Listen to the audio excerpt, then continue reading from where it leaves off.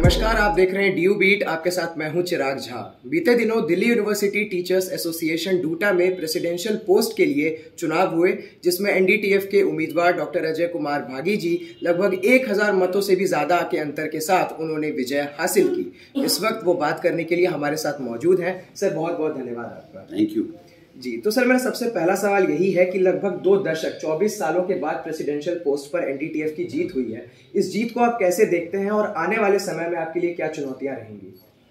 देखिए, पहले तो मैं आपका बहुत धन्यवाद दूंगा कि डीयू बीट ने मुझे इस लायक समझा कि आप मेरे से बात करने आए और इस आपके माध्यम से मैं हजारों स्टूडेंट तक अपनी आवाज़ पहुंचा पाऊंगा। दूसरी बात, आपकी बात ये ठीक है कि एनडीटीएफ के प्रत्याशी ने 24 वर्ष तक डूटा के प्रेसिडेंट का चुनाव शायद नहीं जीता और वो 24 वर्ष के बाद जीता। परंतु ये सभी को जानना बड़ा ज़रूरी है कि नेशनल डेमोक्रेटिक टीचर्स फ्रंट एक बहुत ही सशक्त और देश से प्यार करने वाला और एजुकेशन से प्यार करने वाली शिक्षक संगठन है।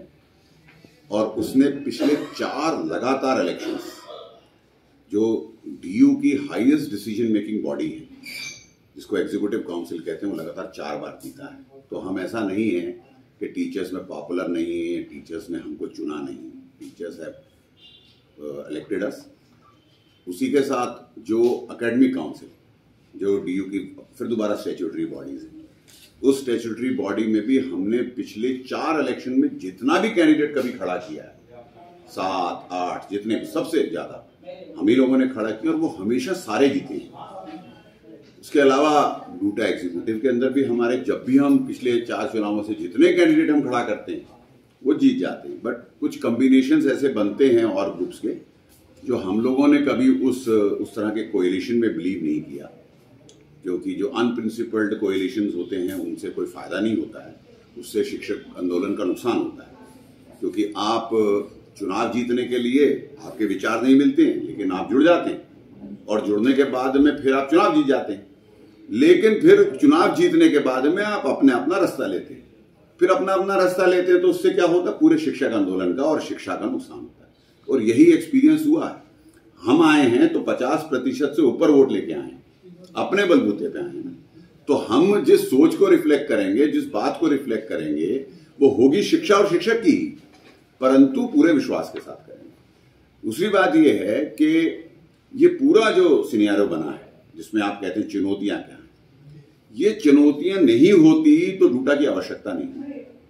इस देश में जहां पर शिक्षा में अभी भी हायर एजुकेशन में 50% से ऊपर फर्स्ट जनरेशन लर्नर्स आते हैं, वहां तो चुनौतियां हैं। और प्राध्यापक होने के नाते ये हमारा भी और हमारे जितने साथी हैं, ये उनका प्रथम कर्तव्य बनता है कि वो शिक्षक की क्या भूमिका है इसको तय करें समाज में, और शिक्षा की क्या भूमिका है। देखिए, हमको कुछ व्यवस्था में खराबी है, उसके खिलाफ या अपने राइट्स के लिए लड़ाई लड़ना वो बहुत अच्छी बात है, उसको करना ही चाहिए।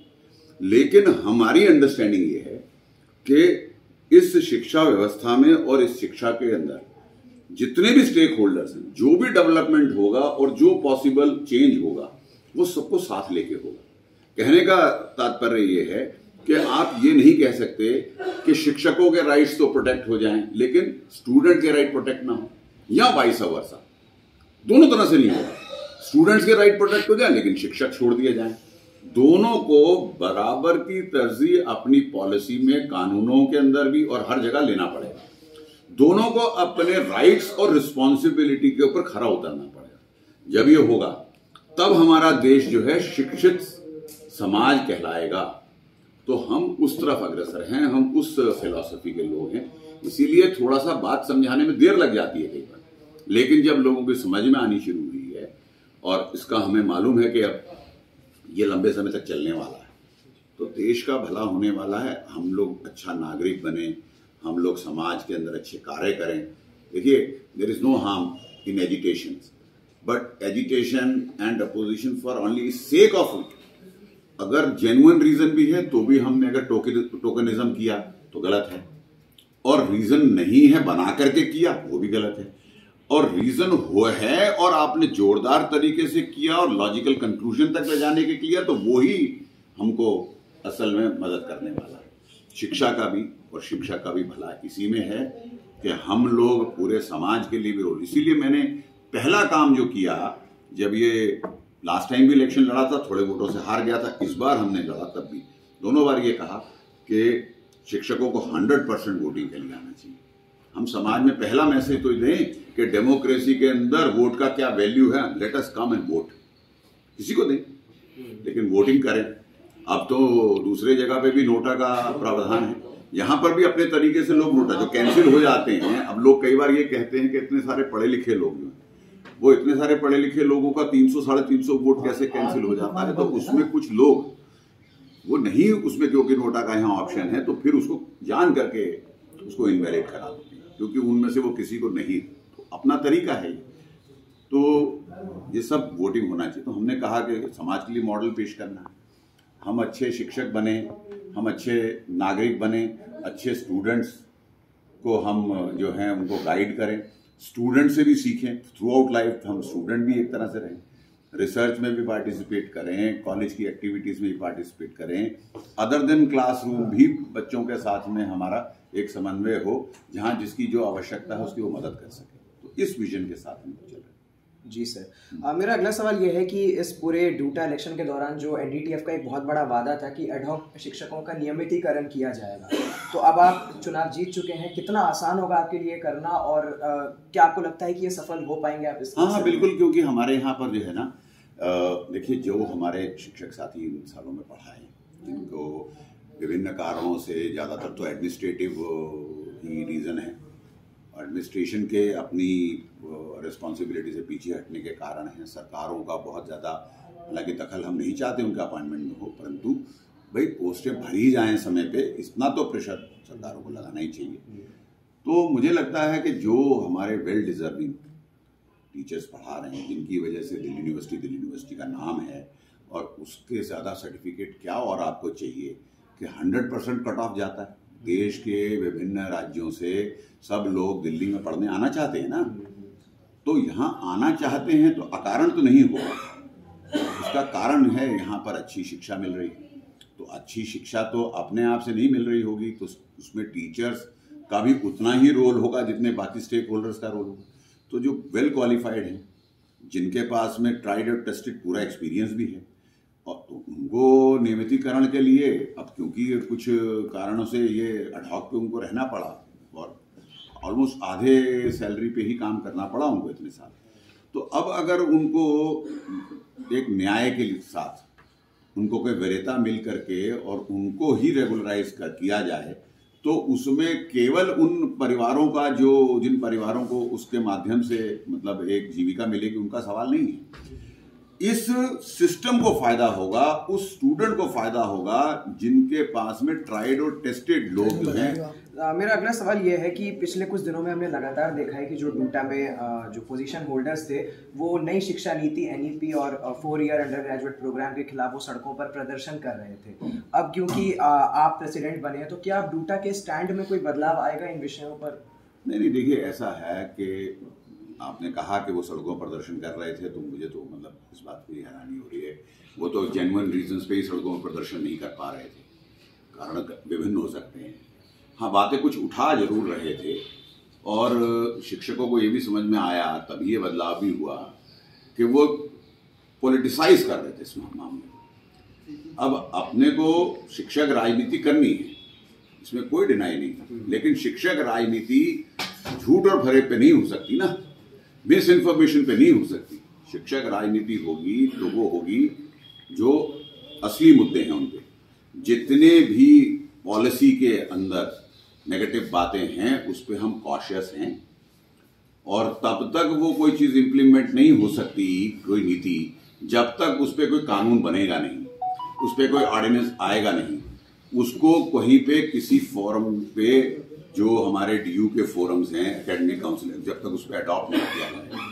अभी कुछ चीजें हुई 31 अगस्त तक हुई, जैसे तो जो पुराने ऑफिस बियरर्स थे उन्होंने लोगों को ये कहा तो सही कि भाई हो गया है, ये कुछ पास हो गया है, ऐसा कुछ गलत है इसके अंदर, तो उसको दोबारा से एक बार देख लेंगे। कुछ चीजें अगर नेगेटिव हैं तो उसको विरोध करेंगे जरूर, और जोरदार विरोध करेंगे, लेकिन विरोध के लिए विरोध या राजनीतिक कारणों से विरोध नहीं होगा। एक राजनीतिकरण को हम अलग हटा के देखें तो अभी भी ऐसे कई छात्र हैं और शिक्षक हैं जिनके मन में नई शिक्षा नीति को लेकर कई सारी शंकाएं हैं। उनको लग रहा है ऐसा कि प्राइवेटाइजेशन होगा शिक्षक संस्थानों का, उनकी नौकरी पर भी खतरा आ सकता है। उनकी शंकाओं को दूर करने का क्या प्रयास किया जाएगा? देखिए, जो भी एप्रीहेंशंस हैं वो सारे एप्रीहेंशंस को हम नोट कर रहे हैं। उन सब को हम जो है सरकार से सीधा सीधा पूछेंगे, इस पर जवाब दें कि आपकी नीति से या आपके एक्शन से उस नीति पे। नीति तो सिर्फ एक गाइडिंग प्रिंसिपल्स होती है। अब कई बार आपने 1986 की देखेंगे ना, तो 1986 की पॉलिसी में लिखा था कि 6% जीडीपी का खर्च करेंगे। आज तक तो नहीं हुआ, 4.3 पे अटक गया। इसका मतलब नीति में लिखी हुई चीजें चाहे वो अच्छी हो या खराब, जरूरी नहीं है कि वो, उसमें लिखा था सब कॉलेजेस ऑटोनॉमस हुए, डीयू का तो कोई नहीं हुआ। बाहर 600 हुए पूरे देश में, बल्कि जो इसका ऑटोनॉमस कॉलेजेस का विरोध करने वाले पार्टियां थी या ग्रुप्स थे, उनकी अपनी सरकारों ने अपनी अपनी स्टेट में ऑटोनॉमस कॉलेजेस बनाए। वो यहां कुछ भी कहते रहे। जो शिक्षक संगठन यूजीसी रेगुलेशंस को पूर्णतः यहां लागू होना चाहिए और उस शिक्षकों को सारे उसका फायदा मिलना चाहिए, ये आर्गू करते रहे। लेकिन जहां उनकी सरकार केरल में रही, केरल में तो 56 साल की उम्र में लोगों की रिटायरमेंट हो गई टीचरों की। तो वहां पर तो आप देखिए, वहां जाइए, वहां का सर्वे तो करिए। वहां तो एक ही गवर्नमेंट के कॉलेज के अंदर सेल्फ फाइनेंसिंग के 50% कोर्सेज चल रहे हैं, 50% जो है वो स्टेट फंडिंग के चल रहे हैं। तो कथनी फर्क हो गया ना। आप लोगों ने क्या है कि एक जगह पकड़ लिया। वहां पर हम ये कह रहे हैं कि देखिए, हम लोग जो हैं इसके ऊपर पूर्णतः विचार करने के लिए तैयार हैं और हम जो चीज इसमें नेगेटिव है, पब्लिक फंडिंग इंस्टीट्यूशंस के खिलाफ कोई भी प्रावधान है जिसका इम्प्लीमेंटेशन अगर कोई सरकार करने की कोशिश करेगी, चाहे वो दिल्ली की हो चाहे वो सेंट्रल गवर्नमेंट हो, तो पूर्णतः विरोध किया जाएगा, पूर्ण रूप से विरोध करेंगे। आज मैंने आपको पहले कहा कि 50% से ज्यादा इस देश में हायर एजुकेशन में आने वाले बच्चे फर्स्ट जनरेशन लर्नर्स हैं। अगर वो मूक्स के माध्यम से आप उनको पढ़ाने की कोशिश करेंगे किसी ऐसे प्लेटफॉर्म से जहां पर ना तो पीयर ग्रुप हो, आपस में कोई लर्निंग की, कोई अंडरस्टैंडिंग बनाने की कोई स्कोप हो, एक दूसरे से कोई सीखने का कोई स्कोप हो, जहां क्लासरूम लाइक सिचुएशन ही नहीं है, या उनको एक बात किसी शिक्षक से कोई वार्तालाप में कुछ समझ में नहीं आई या ड्यूरिंग लेक्चर समझ नहीं आई, तो कोई और ढंग से पूछने का या बाद में क्लास के बाद बात करने का स्कोप नहीं है, तो वो लोग इस चीज के लिए तैयार नहीं है अभी। तो अब सरकार को खुद ही ये सोचना चाहिए कि जहां हमने रेगुलर टीचिंग कराना, दूर दराज के इलाकों में कोई जहां ऑलरेडी लोग ओपन यूनिवर्सिटी या ओपन स्कूल्स के माध्यम से एजुकेशन चाहते हैं, वहां पर इनोवेशन आप कितना करिए कि बेटर से बेटर एजुकेशन, उसमें हमारा टेक्नोलॉजी से विरोध नहीं है। हमारा कहना है कि जो जिस काम के लिए यूनिवर्सिटी बनाया है, यहां पर क्लासरूम में बच्चे आए, इकट्ठा बैठे, विभिन्न प्रांतों से बच्चे आए, सेंट्रल यूनिवर्सिटी का कॉन्सेप्ट है, उस कॉन्सेप्ट के अंदर बच्चे इकट्ठा सीखें, एक दूसरे से भी समझ लें और शिक्षक से भी संवाद सीधा करें, उसकी बात को एक नहीं तो 10 तरीके से समझे, शिक्षक उनका वैसे भी ध्यान करे। तो वो सिचुएशन को चाहिए ना, तो वो सिचुएशन तो मूक्स के माध्यम से नहीं होगा। तो इसीलिए हम मूक्स का विरोध करते हैं। अदरवाइज कई बार लोग उसको वर्कलोड की बात कहते हैं, हम उससे इत्तेफाक करते हैं कि भाई टीचरों का भी जॉब वगैरह सिक्योरिटी रहना चाहिए, कम नहीं होना चाहिए, परंतु स्टूडेंट के खिलाफ जाने वाली कोई इसमें बात नहीं। कई स्टूडेंट्स ने हमसे इस बारे में बात भी करी। उन्होंने कहा कि सर आप लोग मूक्स को क्यों विरोध कर रहे हैं, मूक्स तो हमारे लिए एक अच्छी अपॉर्चुनिटी है, हम कुछ सुन पाएंगे, कुछ अदर जो यहाँ पर स्पेशलिस्ट टीचर नहीं है उसके माध्यम से। तो हमने उनसे बात करके उनको अपनी बात कन्वे करने की, समझाने की कोशिश की कि बेटा जो आपको एडिशनल कोर्सेज करने हैं बियॉन्ड योर डिफाइंड करिकुलम, उसमें आप लीजिए, आपको कोई मना नहीं है कि आप मूक्स खोल के देख नहीं सकते, सुन नहीं सकते उन लेक्चर्स को, लेकिन there is no replacement of classroom teaching, specially for those who are first generation learners and those who are coming from socially and economically backward sections of the society. They need this environment and education where they feel proud to be associated with the education system and they are being encouraged. Okay. So that is our understanding. Okay. मेरा अगला सवाल reopening पर है, क्योंकि 1.5 साल से ज्यादा वक्त हो चुका है, कैंपस बंद है छात्रों के लिए, और आप खुद भी एक प्रोफेसर हैं, तो आप ऑनलाइन, मैं समझ गया बात को आपकी। देखिए, फेस टू फेस टीचिंग को मैं खुद ही आर्गू कर रहा हूँ कि there is no replacement, we are eagerly waiting for it, लेकिन डीडीएमए की गाइडलाइंस जैसे होगा, हम सरकारी काम में अपने डायरेक्ट जा करके हम कोई इंटरवेंशन इस मामले में करना, क्योंकि हम उसके स्पेशलिस्ट नहीं हैं। बट हम ये चाहेंगे कि जब देश के हालात डीडीएमए के हिसाब से ये अलाउ करता है कि खोलना चाहिए, will be very gladly accepting it. Number two, देखो खुद ही कुछ सरकार कह रही है कि भाई अभी तो आप मतलब फ्लाइट्स बंद कर दीजिए, और दूसरी तरफ कह रही हैं कि खोल दीजिए सब कुछ। तो मुझे लगता है कि इसमें भी राजनीति शुरू हो गई है। ये नहीं होना चाहिए। ये नेशनल सिक्योरिटी का, सबकी ह्यूमन लाइफ की सिक्योरिटी का इश्यू जुड़ा हुआ है, तो उसको जो स्पेशलिस्ट हैं उन पे छोड़े ना नहीं। अब शिक्षा के बारे में पॉलिसी अगर आप किसी और से बनवाइएगा तो हमें बुरा लगेगा, तो हम किसी और के डोमेन में इस मामले में नहीं जाना चाहते। डॉक्टर्स हैं, स्पेशलिस्ट हैं जो इस पर खूब रिसर्च करते हैं, काम करते हैं। लेट देम डिसाइड कि what is good for the society, तो हम उसके नियमों का पालन करेंगे। जी, मेरा आखिरी सवाल सर ये है आपसे, जो कि टीचर्स पॉलिटिक्स से रिलेटेड है, कि चुनाव के दौरान भी और अब भी ये लगातार कहा जा रहा था कि अगर आप जीतते हैं तो एक तरह से जो टीचर्स एसोसिएशन है उसका भगवाकरण हो जाएगा, सैफरनाइजेशन हो जाएगा, इसको रोकना है। और आप लगातार ये कहते हैं कि सरकार चाहे किसी की भी हो, आप आम आदमी पार्टी की हो या भाजपा की हो, आप शिक्षकों के मुद्दों को उठाएंगे। और दूसरी तरफ आप पर यह आरोप लगाया जा रहा है कि आप केवल केंद्र सरकार के एजेंडे को देखिए मैं ऐसी मानसिकता के लोगों को कोई जवाब देना नहीं चाहता। मैंने कभी नहीं कहा कि अगर डीटीएफ जीतेगा तो यहाँ पर जो है रेड हो जाएगा सब। तो जो लोग ये कहते हैं भगवा हो जाए, भगवा कलर बहुत अच्छा कलर है, बहुत हमारे देश से जुड़ा हुआ रंग है, हमारे तिरंगे का रंग है।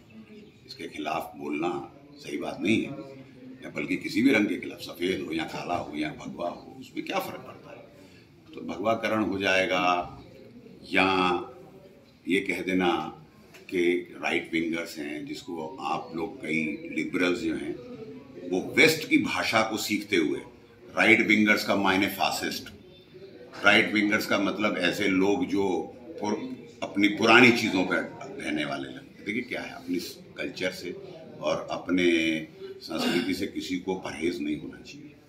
उसमें कुछ अगर कुरीतियाँ हैं तो उसको दूर करिए ना, लेकिन अपनी संस्कृति को गाली देना या अपनी संस्कृति से दूर जाना वो कोई अच्छी बात नहीं है। अपनी प्रैक्टिस से अपनी कल्चर को समझने की कोशिश करना चाहिए। और भगवाकरण के अगर मायने ये बनेंगे कि इस देश का उससे फायदा होने वाला है, तो फिर भगवाकरण ही होना चाहिए। और अगर रेड होने से मतलब कि देश का फायदा होने वाला, तो रेड हो जाए, ब्लू हो जाए, ग्रीन हो जाए, इससे क्या है। हरित क्रांति हुई तो हरित क्रांति के मायने कोई ये थोड़ी थे कि जो है कोई खास रिलीजन का यहाँ पर जो है क्रांति हो जाएगी। ऐसे नहीं होना। इसको इस तरह से, जिस तरह से विजुअलाइजेशन करते, ईस्ट के पर्सपेक्टिव में लेफ्ट विंगर होना जो है वो अनडेमोक्रेटिक होता है। तो राइट विंगर कह करके या उसको जो है इस तरह से कहना, ये मुझे लगता है कि उनकी मानसिकता का परिचायक है। जो लोग ना तो सोसाइटी को समझ पा रहे हैं, ना लोगों के मन को पढ़ पाते हैं, ना लोग उस देश की ज़रूरतों को समझ पाते हैं। क्योंकि आप देखिए ना कि बताइए कहाँ पर लेफ्ट विंगर्स हैं।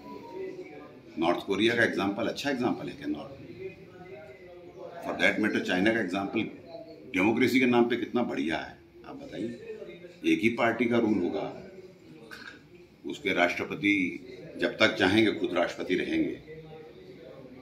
तो ऐसे इस तरह की ब्रांडिंग करके चीज़ों को लाइट वे के अंदर लेना और असली इशू से भटकाना, ये कुछ लोगों का काम रहा है। और उसके अंदर मीडिया भी, कुछ लोग, मीडिया के लोग भी हैं इसमें इन्फ्लुएंस रहते हैं। हमें लगता है कि इसको बल्कि खुले मन से सोचना चाहिए कि कौन आएगा, कौन अच्छा काम करके दिखा सकता है, वो अच्छा काम करे।